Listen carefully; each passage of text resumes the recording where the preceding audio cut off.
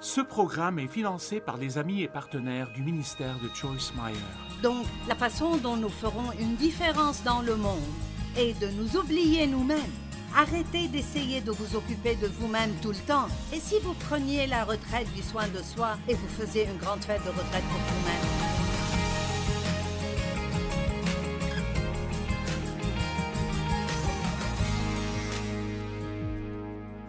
Je veux vous parler aujourd'hui d'avoir une attitude désintéressée. Avons-nous des personnes égoïstes ici aujourd'hui? Je vois une main en haut et quelques autres un peu... C'est l'une des plus grandes batailles que nous combattons.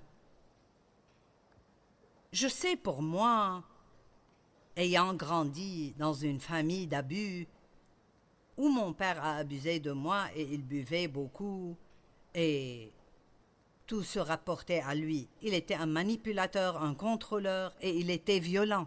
Il rentrait ivre et frappait ma mère, et parfois même violemment. Et il a abusé de moi sexuellement pendant près de 15 ans, régulièrement. Ma mère savait cela parce que je le lui ai dit, et une fois elle l'a attrapé, et elle avait tellement peur de lui et de ne pas pouvoir vivre sa vie toute seule.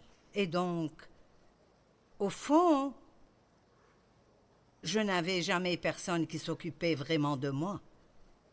J'ai commencé à travailler quand je n'avais que 13 ans. Et mon père ne voulait pas m'acheter ma bague scolaire, ni acheter les photos de ma cérémonie de diplôme, ni ma robe de cérémonie. Ils n'ont jamais rien fait pour moi. Oui, ils m'ont nourri et j'avais un endroit où dormir, mais je ne sentais pas qu'on m'aimait et qu'on s'occupait de moi. Donc, et beaucoup d'entre vous comprendront cela, j'ai rapidement eu cette pensée: si tu ne t'occupes pas de toi-même, personne ne le fera. Est-ce que quelqu'un d'autre a ce problème? D'accord. Donc, quand j'ai épousé Dave, je devrais dire quand il m'a épousée. J'avais déjà été mariée pendant 5 ans à quelqu'un d'autre et cela était juste un autre cauchemar. Je pensais que personne ne voudrait jamais de moi, donc j'ai pris la première offre. Et il avait plus de problèmes que moi, si c'est même possible. Les personnes désespérées font des choses désespérées. D'accord. Et donc je savais que ce n'était pas juste et que ça ne marcherait jamais. Mais je l'ai fait de toute façon. Et nous nous sommes divorcés. Il était infidèle, courait après d'autres femmes. J'ai eu un enfant de ce mariage que j'ai nommé David, ce qui est intéressant. Et bien sûr, Dave l'a adopté tout de suite, et nous ne l'avons jamais appelé le beau-fils ou le demi-frère ou la demi-sœur. Il est tout autant le fils de Dave que tous les autres enfants. Et Dave était un homme bon, et il m'a aimé et il voulait prendre soin de moi, mais je ne savais pas vraiment comment laisser quiconque faire cela, parce que je ne pouvais pas croire que quiconque aurait mon propre intérêt à l'esprit. Donc, quand on parle de cette théorie entière d'être soumise, ce n'était juste pas dans mon ADN. C'est juste comme... Je ne pouvais pas croire que, s'il prenait une décision pour notre famille, il le faisait avec notre bien en tête, parce que j'ai grandi dans une maison où chaque décision que mon père prenait était ce qui serait bien pour lui. Est-ce que vous me suivez? Vous me comprenez? Et donc, apprendre comment faire confiance à Dieu et faire confiance aux gens était très difficile pour moi et j'étais très égoïste. Je voulais juste toujours m'assurer qu'on s'occupait de moi et j'ai mentionné déjà que j'étais déjà chrétienne et j'enseignais même en ce temps et j'aimais Dieu, mais je n'étais pas heureuse.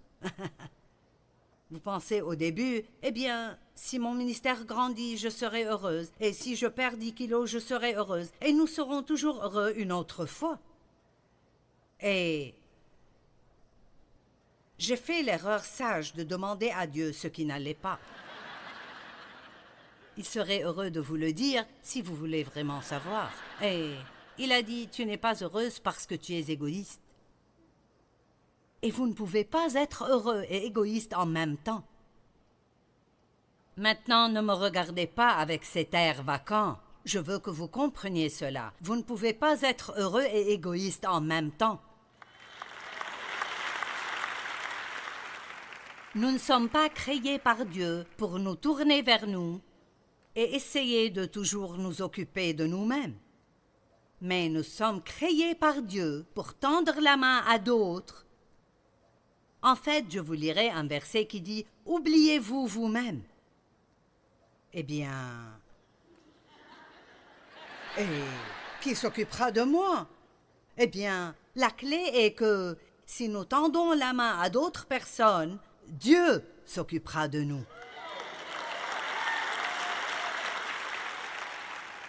Et si vous ne l'avez jamais essayé, oh, je veux que vous l'essayiez, parce que c'est vraiment merveilleux quand vous avez un problème et vous avez assez de foi dans la puissance de la prière pour, au lieu de vous rendre fou à vous inquiéter pour engendrer une réponse ou à essayer de faire que quelque chose arrive vous-même, pour juste prier à ce sujet. Si Dieu vous montre de faire quelque chose, faites-le. S'il ne le fait pas, profitez de la vie pendant qu'il travaille sur votre problème.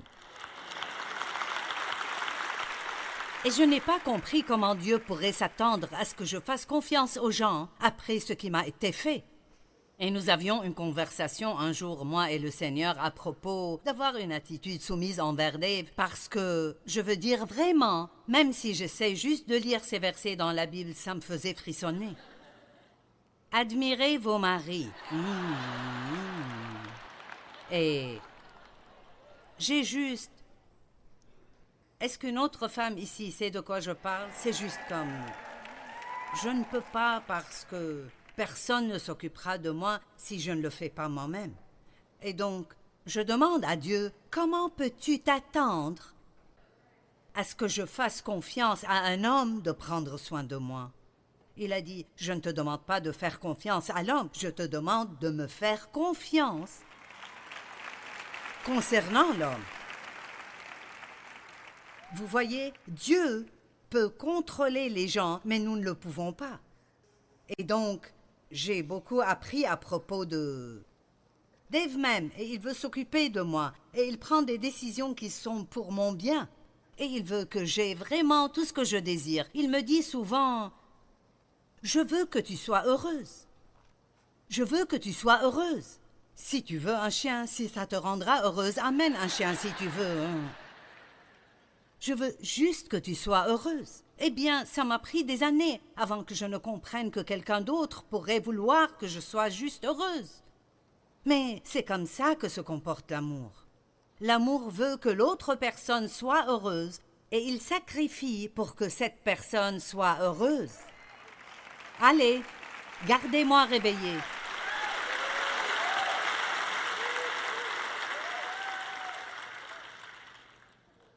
Philippiens 2, 4 et 5. Que chacun de vous, au lieu de considérer et de rechercher ses propres intérêts, considère aussi les intérêts des autres. Maintenant, il ne dit pas que vous ne pouvez pas vous occuper de vos propres intérêts. Il dit ne vous occupez pas juste de vous-même, mais occupez-vous aussi d'autres personnes. Ayez en vous l'attitude, les sentiments et la pensée humble qui étaient en Jésus-Christ, qu'il soit votre exemple dans l'humilité. Maintenant, l'humilité doit venir avant le comportement désintéressé.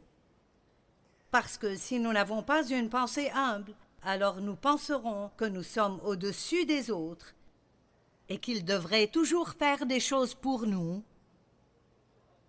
Nous ne pouvons pas servir parce que cela nous fait nous sentir inférieurs. Et nous devons réaliser que nous ne sommes pas plus importants que les autres et réaliser que nous sommes tous égaux. Si quelqu'un ne peut pas faire ce que vous pouvez faire, ça ne vous rend pas meilleur que lui, parce qu'il peut sûrement faire quelque chose que vous ne pouvez pas faire.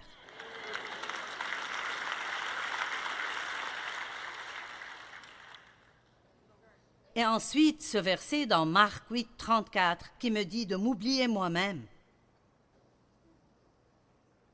Ce verset va juste. Il pourrait vraiment vous rendre fou. Puis Jésus, ayant appelé la foule avec ses disciples, il leur dit, « Si quelqu'un veut venir après moi, qu'il renonce à lui-même, s'oublie, s'ignore, se déshérite et se perde de vue, lui et tous ses propres intérêts, qu'il se charge de sa croix et qu'il me suive. » Maintenant, quelle est cette croix que nous sommes supposés prendre? Nous ne sommes pas supposés monter sur une croix de bois comme Jésus l'a fait et être cloués dessus et mourir de nouveau. La croix que nous portons dans la vie est de sortir et de vivre une vie désintéressée.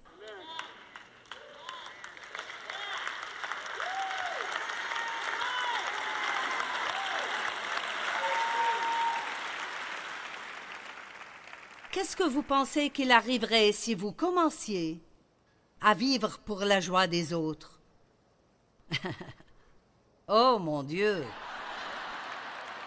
Puis-je juste dire, d'après ce que Dave nous a enseigné ce matin, si chaque chrétien marchait en fait dans l'amour,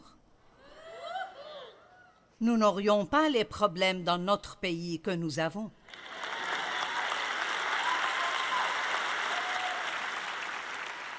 Vous savez pourquoi? Parce que Jésus a dit « Je vous donne un commandement nouveau, aimez-vous les uns les autres comme je vous ai aimés. À ceux-ci, tous connaîtront que vous êtes mes disciples. » Donc, la façon dont nous ferons une différence dans le monde est de nous oublier nous-mêmes. Arrêtez d'essayer de vous occuper de vous-même tout le temps. Et si vous preniez la retraite du soin de soi et vous faisiez une grande fête de retraite pour vous-même? Honnêtement, n'êtes-vous pas juste fatigué d'essayer de vous occuper de vous-même tout le temps? Je n'ai plus l'énergie de faire cela maintenant. Dieu, je t'appartiens. Je vis ma vie pour toi. Et je m'attends à ce que tu prennes soin de moi.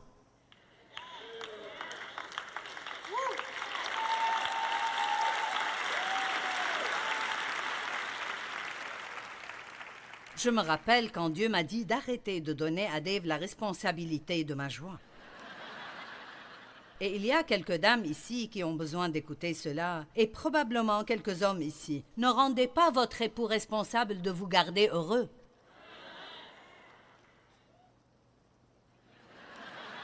Mon Dieu! Vous devriez avoir une attitude totalement différente quand vous vous mariez. Mon but dans la vie est de faire tout ce que je peux pour te garder heureux. Maintenant, je ne veux voir personne bâiller. Et vous savez, vous étiez silencieux quand j'ai dit cela. Mais voici la chose que vous ne pouvez pas manquer. Si votre attitude est « je vais vivre pour rendre d'autres personnes heureuses », alors Dieu vous rendra si heureux, vous ne pourriez même pas le croire. Voici l'essentiel. Nous avons tellement peur d'être abandonnés. Mais vous ne serez pas abandonnés parce que Dieu s'occupera de vous. Vous êtes-vous jamais demandé pourquoi? Quand quelqu'un a un problème et vous pouvez l'aider, Dieu vous donnera la grâce de l'aider. Mais peut-être, un an plus tard, vous avez exactement le même problème et pour une raison inconnue, vous ne pouvez pas vous en sortir vous-même.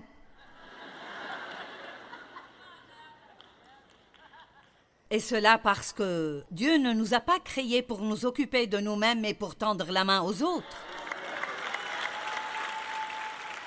Et cela n'est pas seulement vrai pour des individus, c'est vrai pour l'Église. Une Église qui n'est concentrée que sur sa croissance, c'est très probable qu'elle ne grandira pas. Mais si vous vous concentrez sur aimer les autres, vous ne pourriez pas trouver assez de place pour les gens.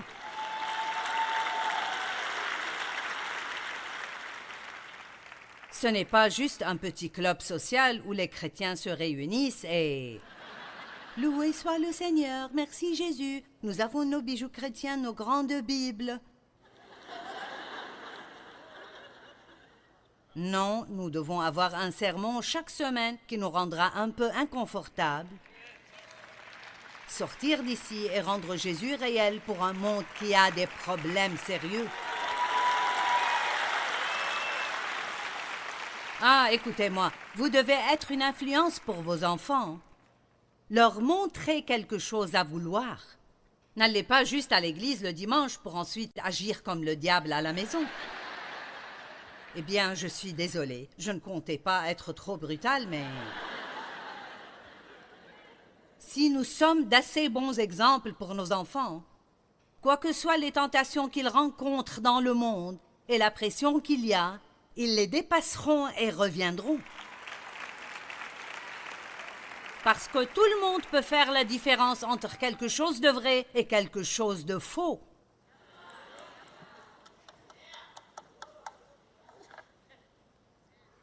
Vivre une vie désintéressée, c'est notre croix à porter dans ce monde. D'accord, ceci est un beau verset ici, 2 Corinthiens 5, 15. Et il étant Jésus, est mort pour tous, afin que ceux qui vivent ne vivent plus pour eux-mêmes, mais pour celui qui est mort et ressuscité pour eux. Waouh! Jésus est mort pour que nous n'ayons pas à vivre une vie égoïste et égocentrique. Vous savez ce que c'est que d'être totalement pris par vous-même? C'est comme être dans une prison en confinement solitaire. Il n'y a rien dans votre vie excepté vous, et en vérité, vous ne vous aimez même pas.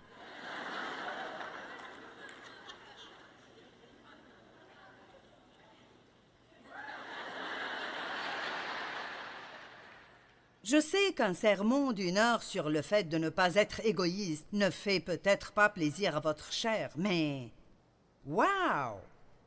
Et si, au lieu de venir ici pour avoir une bénédiction, vous étiez venu pour être une bénédiction?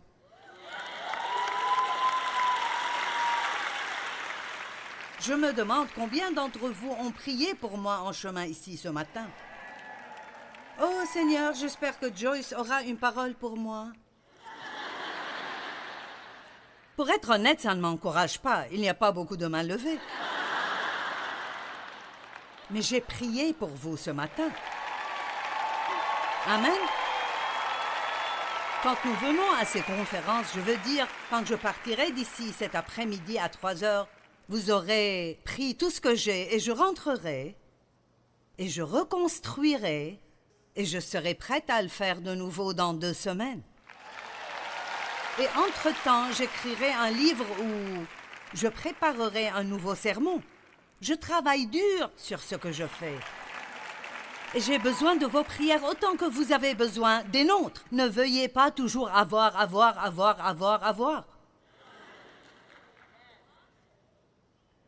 Allez à l'église et chaque fois que vous y allez, cherchez quelqu'un qui semble être triste ou déprimé ou tout seul ou dans le besoin. Et tendez la main. Tendez la main. N'allez pas juste chercher vos 3 amis chrétiens et rester dans votre petite bulle.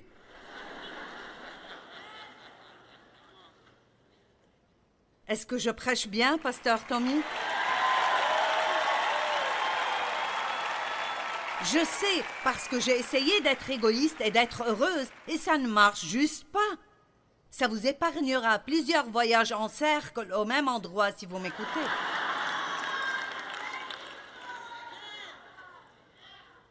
Et je vis ce que je vous prêche ici. Je demande à Dieu tous les jours, montre-moi ce que je peux faire pour quelqu'un d'autre. Qu'est-ce que j'ai que je pourrais donner? Qui a besoin d'encouragement? Qui pourrais-je bénir? Pour qui pourrais-je être une bénédiction? Et je regarde et j'écoute ce que les gens... Si vous écoutez les gens, ils vous diront ce qu'ils veulent et ce dont ils ont besoin.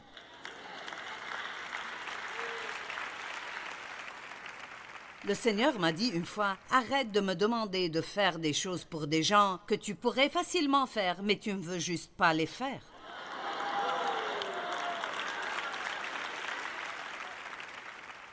Je vais le redire parce que vous devez entendre cela. Je vous donnerai un exemple. Il y avait un groupe de prédicateurs. Ceci est une histoire d'il y a des années. Et ils avaient une convention. Ils faisaient une convention. Et ils priaient tous ensemble pour que Dieu pourvoie l'argent pour cette convention.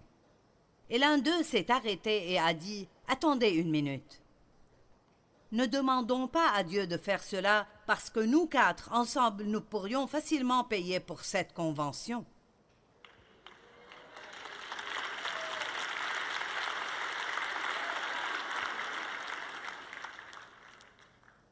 Il y a beaucoup de choses qui sont pourvues gratuitement pour les gens. Des choses gratuites en ligne, des enseignements gratuits, des téléchargements gratuits, gratuits. Tout est gratuit.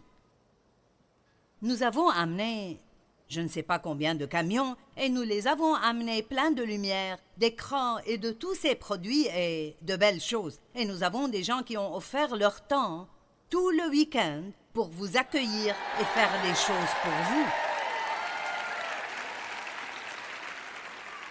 Et tout ce que vous devez faire est de venir et juste... Bénis-moi. Et ensuite, vous vous énervez si les offrandes sont trop longues. Les gens vous parlent de l'argent partout où vous allez. Quand vous irez manger, après cette conférence, ils ne diront pas « Soyez bénis ». Et si vous remplissez de l'essence, ils ne diront pas « C'est gratuit ». Les gens vous parlent de l'argent partout où vous allez, mais le seul endroit où ça nous énerve est à l'église.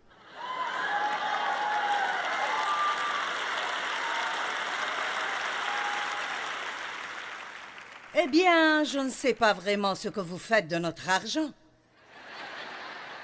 Eh bien, vous n'auriez pas de problème du tout si vous le donniez à Dieu. N'ayez jamais l'attitude que vous donnez de l'argent à une église ou un prédicateur. Donnez-le à Dieu et faites confiance à Dieu pour vous donner votre récompense.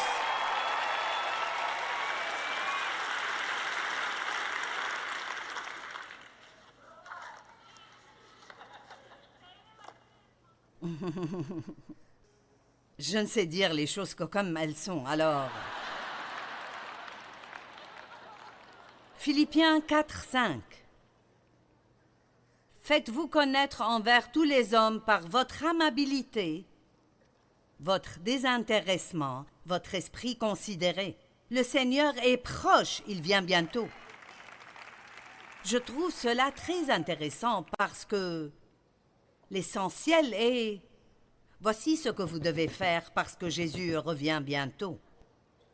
Je veux dire, combien d'autres choses aurait-il pu dire?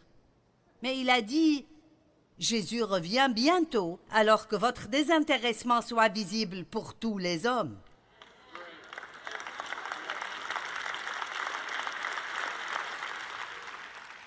N'ayez pas une humeur si mauvaise que vous ne pouvez même pas donner un compliment à quelqu'un. Tu ne sais juste pas ce que je traverse. Eh bien, c'est très probable que vous continuerez à traverser cela si vous ne marchez pas dans l'amour. Parce que l'amour est la plus haute forme de guerre spirituelle que vous puissiez faire.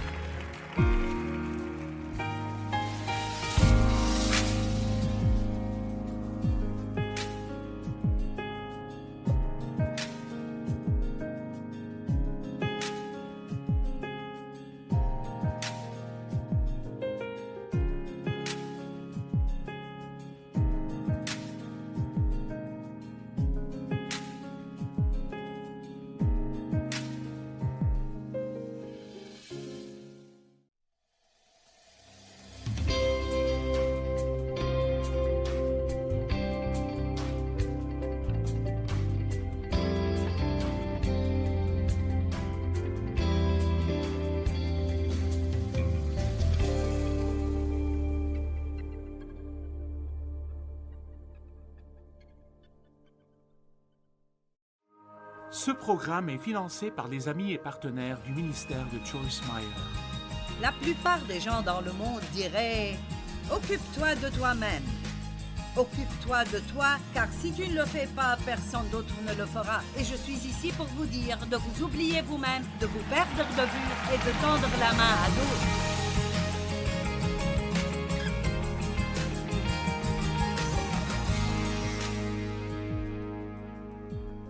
À moins que nous soyons prêts à mourir à soi-même, nous demeurons seuls. Très peu de personnes nous appelleraient amis, et quand nous ne serons plus là, ça n'importera à personne. Nous aurons vécu notre vie sans que le monde ne soit meilleur parce que nous étions là. Laissez-moi vous demander, qu'est-ce que vous laissez dans le monde comme héritage?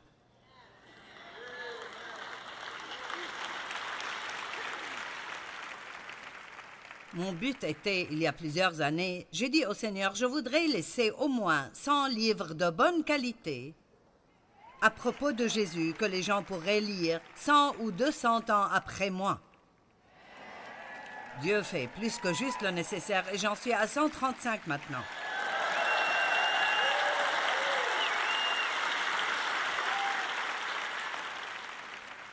Vous devez déclarer la guerre à l'égoïsme.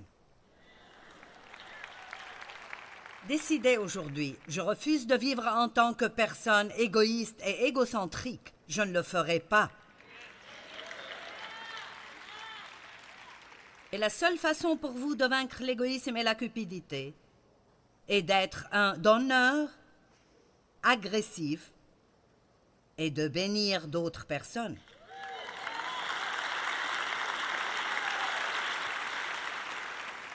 Nous vivons dans des temps pleins d'égocentrisme et l'opportunité d'être égoïste est partout. 2 Timothée 3, 1 et 2. Mais sache que dans les derniers jours, il y aura des temps difficiles, des temps de stress et de problèmes difficiles à endurer. Est-ce que quelqu'un pourrait dire qu'il est sûr que nous sommes dans ces temps maintenant? Car les hommes seront égoïstes. Ceci nous explique pourquoi on en est là. Les hommes seront égoïstes, extrêmement égocentriques, amis de l'argent, atteints d'un désir avide excessif pour l'argent, fanfarons et hautains, vantards, méprisants. Ils seront abusifs, blasphémateurs, moqueurs, rebelles à leurs parents, ingrats, impies et irréligieux. Ce sont les jours dans lesquels nous vivons maintenant. Quelle chance nous avons de briller! C'est le meilleur moment pour allumer votre lumière. Parce qu'il y a tellement d'obscurité dehors que les gens cherchent. Les gens sont désespérés. Pourquoi tellement de personnes commettent le suicide? Pourquoi tellement de gens sont tellement en colère qu'elles sont prêtes à exploser tout le temps? Elles savent que quelque chose ne va pas dans le monde et elles ne savent même pas assez pour savoir ce qui ne va pas. Je ne sais pas si vous réalisez combien ce que je vous dis ici aujourd'hui est précieux. La plupart des gens dans le monde diraient « Occupe-toi de toi-même. Occupe-toi de toi, car si tu ne le fais pas, personne d'autre ne le fera. Et je suis ici pour vous dire de vous oublier vous-même, de vous perdre de vue et de tendre la main à d'autres. » Laissez-moi vous raconter une histoire que je trouve vraiment belle. Dans Jean 13, Jésus... Eh bien, je vais vous la lire parce que ce sera meilleur de cette façon.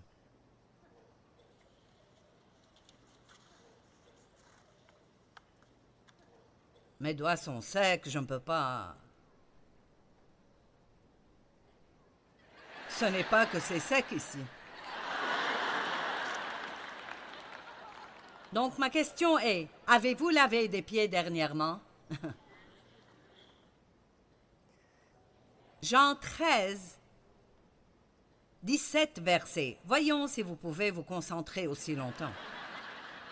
C'était juste avant la fête de la Pâque et Jésus savait que l'heure était venue pour lui de quitter ce monde pour s'en aller auprès du Père. C'est pourquoi il donna aux siens qu'il aimait et qui étaient dans le monde une marque suprême de son amour pour eux. Donc il voulait leur laisser le meilleur exemple qu'ils pourraient avoir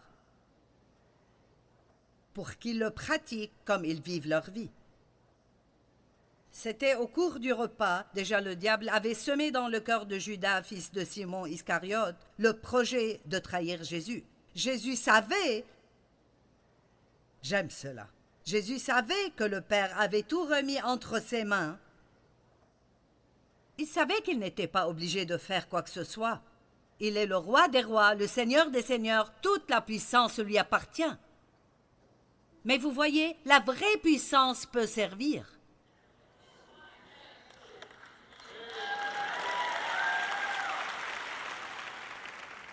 Le plus grand d'entre vous se met au service de tous.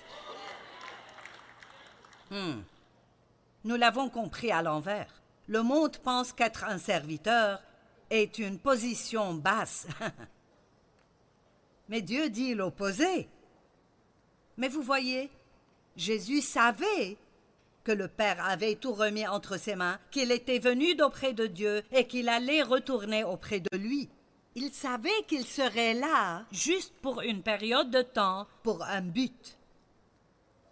Allez!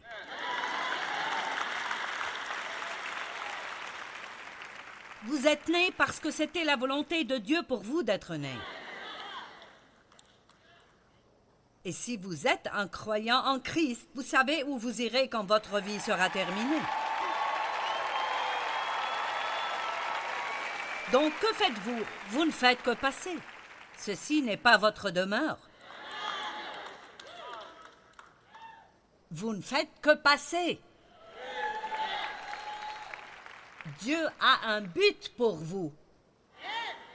J'aime cela. Jésus savait d'où il était venu et il savait où il allait. Il a enlevé sa tunique extérieure et a pris une serviette de serviteur. Et il s'est agenouillé. Il s'est agenouillé devant ses disciples et a commencé à leur laver leurs pieds, sales et puants. Je suis désolée, mais je n'ai pas vu beaucoup d'hommes avec des pieds mignons. Pour la plupart, leur deuxième orteil est plus long que le gros. C'est le cas pour Dave, c'est un peu comme...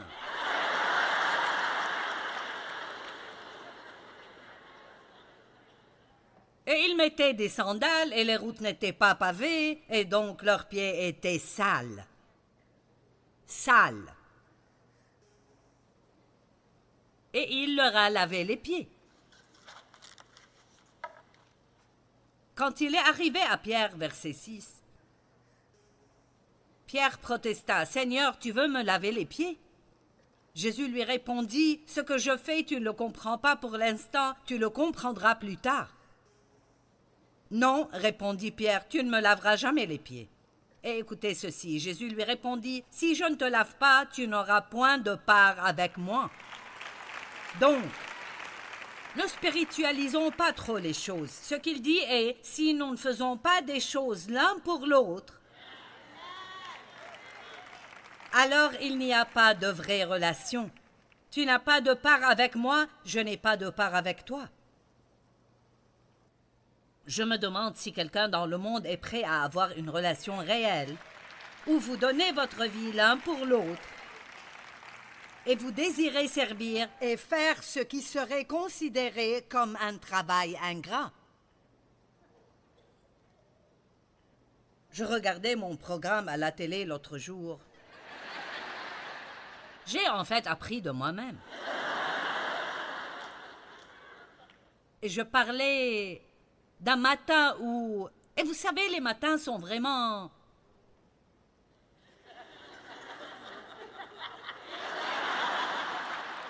Je dois avoir mon café et mon silence. Je ne peux parler à personne. Je ne veux rien faire pour personne. J'ai juste besoin d'avoir 1 heure avec le Seigneur et mon café avant de pouvoir agir décemment. Amen. Comme le pasteur Tommy le dit, Dieu merci pour la caféine jusqu'à ce que l'onction vienne. Donc, j'ai entendu cela sur mon programme. Dieu m'a mis sur le cœur un matin de faire une salade de fruits pour Dave. Il aime la salade de fruits, donc il aime tous ces fruits coupés. Je parle de peut-être 6 ou 7 choses coupées et mises dans un bol. Eh bien, je ne voulais pas lui faire une salade de fruits. Je voulais m'asseoir dans mon fauteuil et prier à propos de servir.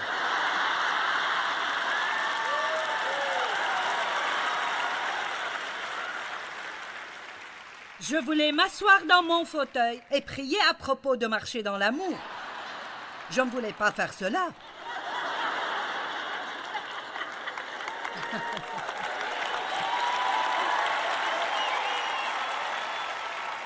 Une nuit en Floride, Dave et moi étions en chemin à l'église parce que j'avais un engagement de prédication.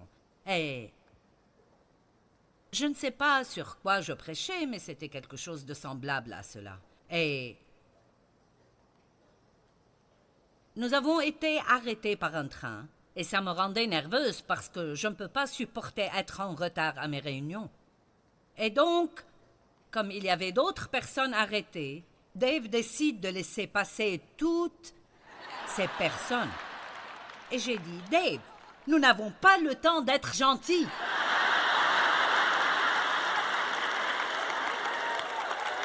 Prends-moi à l'église, attends. Vous voyez comment nous sommes? C'est facile d'applaudir et de dire Amen, de lire à ce propos, de le souligner dans nos Bibles, de même prier à ce sujet, mais quand on parle d'agir, en fait... Eh oui, j'ai fait la salade de fruits.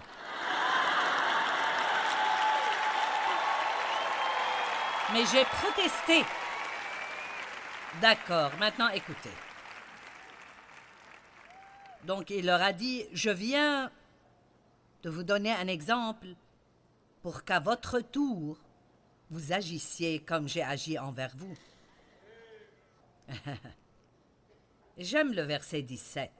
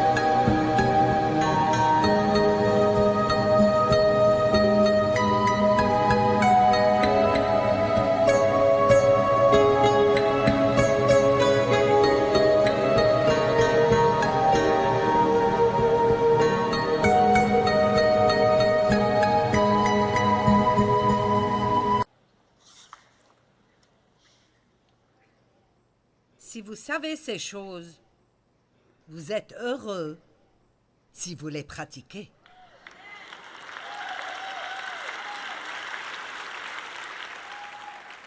Le lavage des pieds est une position élevée. Et quand je parle du lavage des pieds, je parle de faire des choses qui semblent être des corvées pour les gens. Donc, je voudrais vous raconter une histoire que je trouve vraiment belle. Mon assistante, qui n'est pas ici maintenant parce qu'elle est dans la chambre d'hôtel pendant que je prêche, elle range toutes mes affaires pour qu'ils puissent les mettre dans les camions.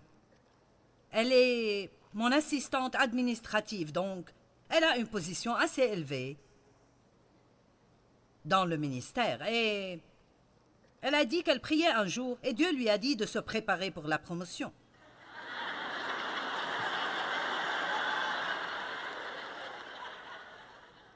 Et donc, elle a pensé, eh bien, où pourrais-je aller d'ici? J'ai déjà une position vraiment élevée. Il a dit, je te promouverai. Donc, je ne sais pas combien de temps ça a pris, peut-être quelques semaines. Et vous savez, je ne peux pas faire tout ce que je fais et essayer de faire toutes les choses normales que les gens font. Et donc, nos camions amènent nos affaires en avance. Et ils font le check-in à l'hôtel. Et il y a toujours quelqu'un qui déballe mes affaires, et les sort toutes, et les prépare, et repasse tout ce qui est devenu froissé. Et donc, quand j'arrive, tout ce que j'ai à faire est de préparer, prier, étudier et être prête pour les réunions. Eh bien, la femme qui faisait cela pendant 15 ans a pris sa retraite, donc j'avais besoin de quelqu'un pour faire cela, mais j'avais besoin de quelqu'un qui est vraiment organisé, parce que je ne suis pas une personne qui peut voyager avec un sac à dos. Je dois avoir tout ce que je possède et une rechange au cas où celle que j'ai n'est pas bonne. Donc, je suis désolée, j'ai besoin de ma cafetière, j'ai besoin de ma crème, j'ai besoin de... Vous pouvez penser que je suis égoïste, mais je travaille assez dur pour avoir une petite chose que je veux. Et donc, je l'ai appelé et j'ai dit, que penserais-tu de voyager un jour plus tôt et de commencer à t'occuper de mes affaires dans la chambre? Et elle a dit, je le ferai. Dieu m'a dit que j'obtiendrai une promotion.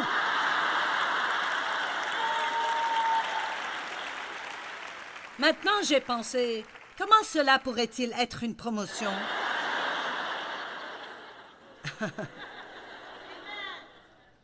Mais je lisais ceci dans Jean 13 de nouveau et je l'ai compris. Je veux dire, je l'ai vraiment compris. Ce que je lui ai demandé de faire était comme une autre forme de lavage des pieds. C'était comme, pourrais-tu faire cette simple? Cela signifie beaucoup pour moi, parce que ça me libère pour me concentrer sur ce que j'ai besoin de faire et je prends mon travail très au sérieux. Je ne viens jamais prêcher sans me préparer. Je ne dis jamais, je pense que j'irai juste là-bas et je dirai quelque chose.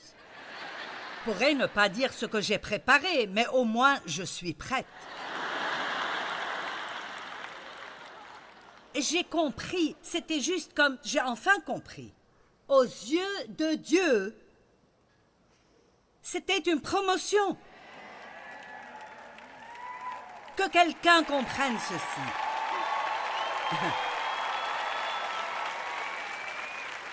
Donc Dieu a une promotion qui vous attend tous quand vous rentrez chez vous. Ce sera peut-être une salade de fruits. Ou bien vous occuper de vos parents âgés que vous ignorez maintenant.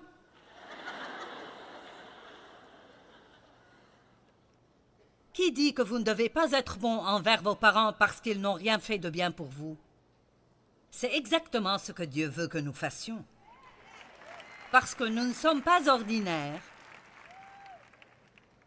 Nous sommes surnaturels. Laissez-moi vous lire 2 histoires et vous comprendrez. Si vous n'avez pas encore compris, vous comprendrez. Un petit garçon de près de 10 ans, un jour froid en décembre, se tenait debout devant un magasin de chaussures sur le trottoir et il était pieds nus. Maintenant, un jour froid en décembre, il est pieds nus. Il regardait dans la vitrine et tremblait de froid. Une dame lui a dit « Mon petit garçon, que regardes-tu si ardemment dans la vitrine ?» Et il a dit « Je demandais à Dieu de me donner une paire de chaussures. » La dame lui a pris la main et est entrée dans le magasin et a demandé au vendeur de lui donner une demi-douzaine de paires de chaussettes et de lui amener un bassin d'eau et une serviette. Remarquez qu'elle n'a pas eu besoin de 3 confirmations de Dieu et du son de la trompette.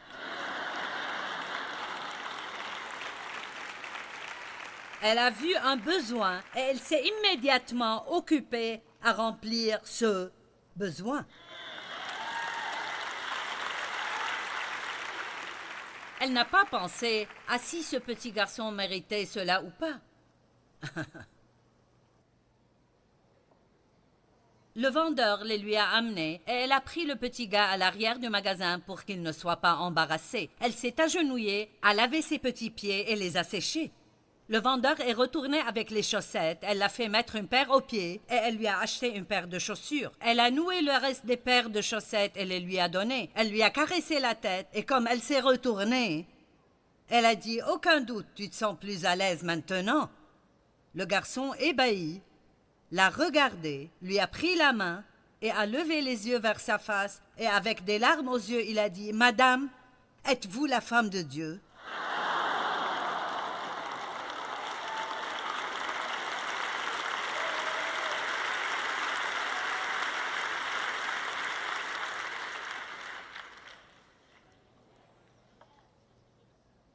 L'histoire de Teddy Stallard.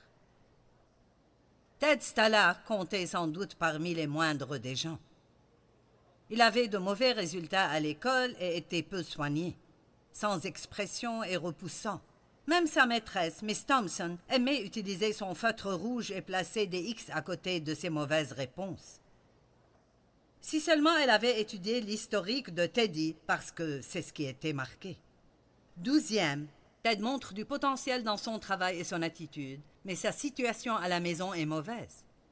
11e, Ted pourrait faire mieux. Sa mère est sérieusement malade et il reçoit peu d'aide à la maison. 10e, Ted est un bon garçon mais trop sérieux. Il apprend lentement. Sa mère est morte cette année. 9e, Ted apprend lentement mais très poli. Son père ne s'occupe pas de lui du tout. Noël est arrivé. Les enfants ont amené des cadeaux à leur maîtresse et Ted en a amené un aussi. Il était emballé dans du papier marron fixé avec du scotch. Miss Thompson a ouvert chaque cadeau et les enfants étaient là pour regarder. Et du cadeau de Ted sont tombés un bracelet moche en strass dont la moitié des pierres étaient manquantes et une bouteille de parfum à bon marché. Les enfants ont ricané, mais Miss Thompson a eu la présence d'esprit de les faire taire en mettant immédiatement du parfum sur son poignet et en mettant le bracelet aussi.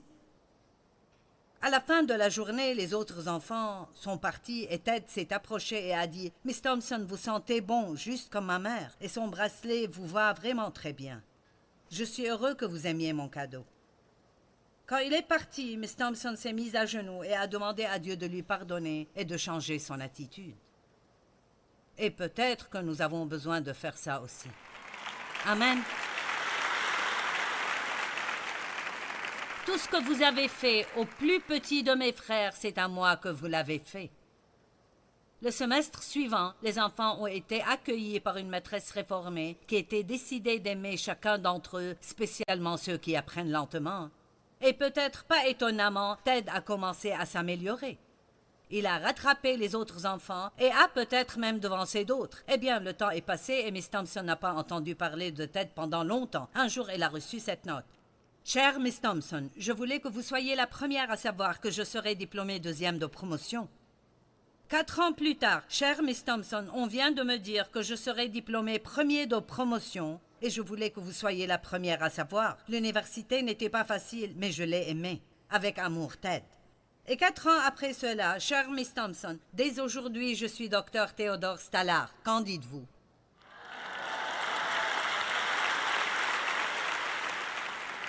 Je voulais que vous soyez la première à savoir que je me marie le mois prochain, le 17, pour être exact. Et je veux que vous vous asseyez là où ma mère se serait assise si elle était en vie. Vous êtes la seule famille que j'ai maintenant parce que mon père est mort. Miss Thompson y est allée et elle s'est assise là où la mère de Ted se serait assise. La compassion qu'elle avait montrée au jeune homme lui a donné ce privilège. Amen.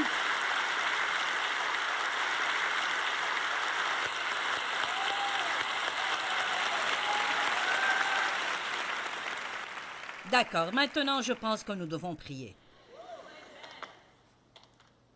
Père, beaucoup d'entre nous avons été convaincus que nous devons traiter les autres personnes mieux. Nous devons les valoriser et réaliser que tellement de personnes dans le monde ont juste mal. Et parfois, même quand elles agissent mal à cause de leur douleur. Quand nous prions pour la promotion, Dieu, aide-nous à savoir ce qu'est la vraie promotion. Mets des gens sur notre chemin chaque jour que nous pourrions bénir et aider, que ce soit une bonne parole, ou un déjeuner, ou payer leur loyer un mois, ou même juste un sourire. Donne-nous la grâce, Dieu, de nous oublier nous-mêmes, de savoir que tu prendras soin de nous tant que nous prenons soin des personnes que tu as mises devant nous. Nous sommes désolés pour toutes les opportunités que nous avons manquées. Mais nous prions, Seigneur, pour que tu nous donnes plus, pour que nous aidions les gens et laissions un héritage d'amour derrière nous quand tu nous prendras pour être avec toi, au nom de Jésus. Amen.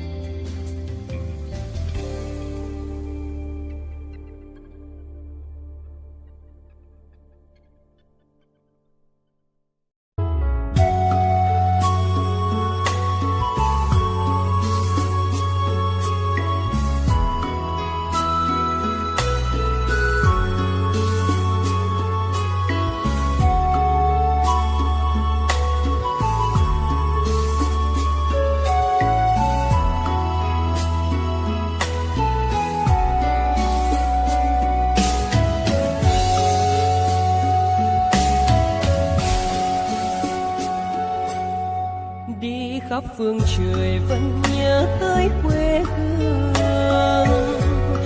Người về đây thăm làng Trù quê mẹ và làng Sen quê cha, xúc động bồi hồi người rơi giọt lệ, thương mái nhà tranh thương đất mẹ nghèo.